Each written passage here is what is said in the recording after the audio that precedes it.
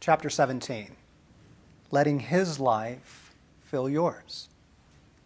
If you were to choose one word to describe the movement of Jesus through those 3 stunning years of his public action, what word would it be? Now, I know, everybody's going to choose love, but I didn't ask what word you would use to describe his character, his motives.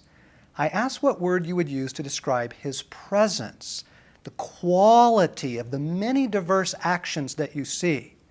A mother singing lullabies to her child is moved by love, but her actions are best described as tender or adoring. A mountaineer struggling forward at 20,000 feet, exhausted, breathing hard, but refusing to give in, is best described as unrelenting. How would you describe the quality of the presence and the actions of Jesus? In one chapter of Matthew, chapter 9, this is what we see. He steps off the boat from rebuking Legion, and he heals a paralyzed man. He calls Matthew to join him, has dinner in his home with a scandalous crowd, and rebukes the Pharisees for getting in a snit over it. He explains why his disciples don't fast, thus opening up the freedom he came to bring. He raises a little girl from the dead.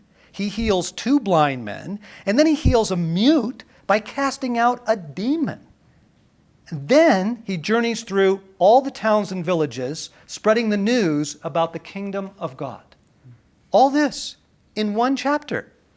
Okay, if any of us accomplished this in a decade or a lifetime, we would be deeply satisfied. Okay, the word I choose to describe Jesus is life. Pure, lush, exuberant life. Life that proves to be unquenchable, unstoppable, indestructible. As John summarized the whole affair, in him was life, and his life was the light of men. It sure was. Okay, let's turn back to nature one more time. It's such a liberating force from the religious fog because it's God's, and it speaks volumes about his, well, pardon the pun, nature, okay? So what does creation say about his life? All right, a single tree is enough to make me worship.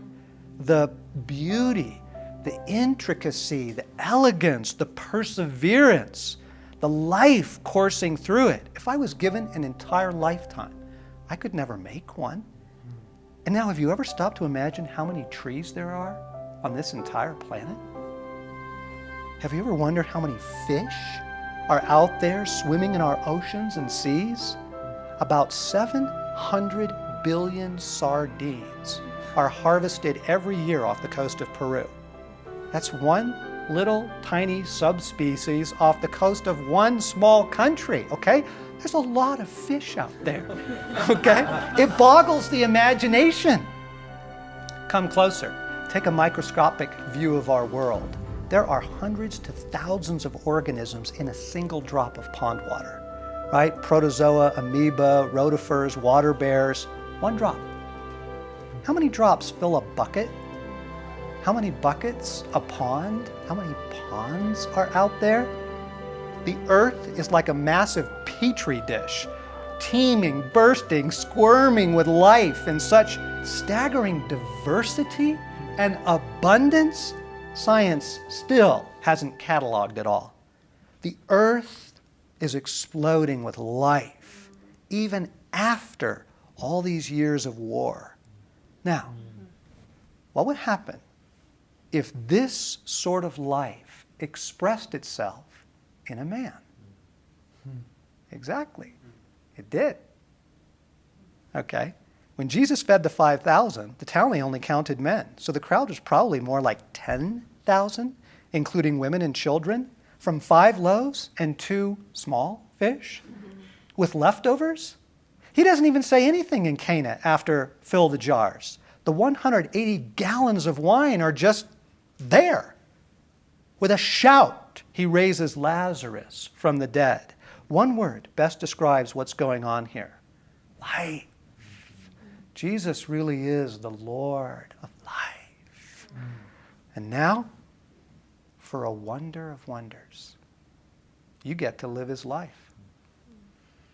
Really. Everything you've seen here, everything you've read about, this life is yours for the asking. That is what Jesus believed. That was his understanding of our desperation and his mission. I am the vine. You are the branches. If a man remains in me and I in him, he will bear much fruit. Apart from me, you can do nothing. Did you really think that you could be kind for the rest of your life without the inner help of Jesus?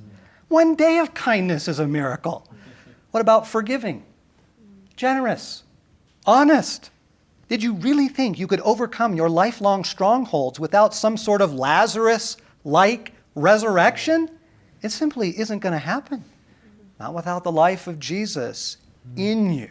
Okay, this was an epiphany for me. I have spent most of my adult years trying to find those keys that would enable people to become whole. Like an archaeologist raking for buried treasure, I've combed through the provinces of counseling and spiritual discipline and inner healing and deliverance and addiction recovery, anything that would help me help people get better. Like Shilman, when his shovel struck the buried ruins of Troy, the epiphany I've come to is this. Jesus has no intention of letting you become whole apart from a moment-to-moment dependence on his presence dwelling in you. Okay, this was an epiphany. Our brokenness and our sin are not something we overcome so that we can walk with God. They are the occasions for us to cry out for the life of God in us to rescue us.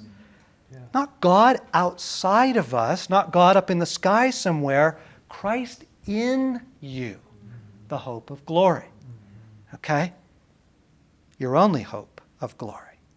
Now let this sink in. Jesus has no intention of letting you become whole apart from his moment-to-moment presence and his life within you. That's the arrangement. Okay? As we love him and experience him and allow his life to fill ours, the personality of Jesus transforms our personalities. The timid become bold, and the bold become patient, and the patient become fierce, and the upright and uptight become free, and the religious become scandalously good. They look to him and were radiant, as the psalm says. They looked to Jesus and became like him. Loving Jesus helps us to become what human beings were meant to be. As Athanasius said, he became what we are, that we might become what he is. It's not just we who need this desperately, by the way, okay? The world desperately needs this to happen in us. Because you realize that whether we know it or not, whether we like it or not, in all our efforts, we are continually portraying the personality of God to the world. It's a sobering thought. Take an evening, cruise the internet, looking at what Christianity looks like to the world. It will make you mighty angry. At least it better. I mean, no wonder the world turns away. At least God still has nature speaking on his behalf.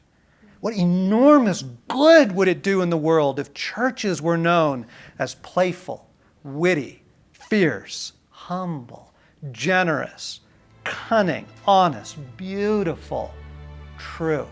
When we hold fast to a bland Jesus, we get a bland church. When we hold fast to a two-dimensional Jesus, that equals two-dimensional Christians.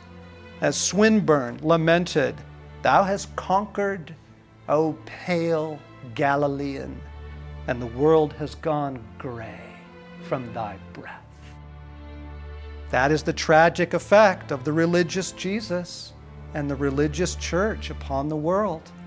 But this Jesus, this beautiful outlaw, if his exquisite life were to invade ours, It would change everything. And so here's the prayer. Jesus, invade my life. Cleanse this temple. Produce your Cana in me. I give my humanity to you to be restored by your humanity. I give my life to you to live your life. And then the incarnation can continue.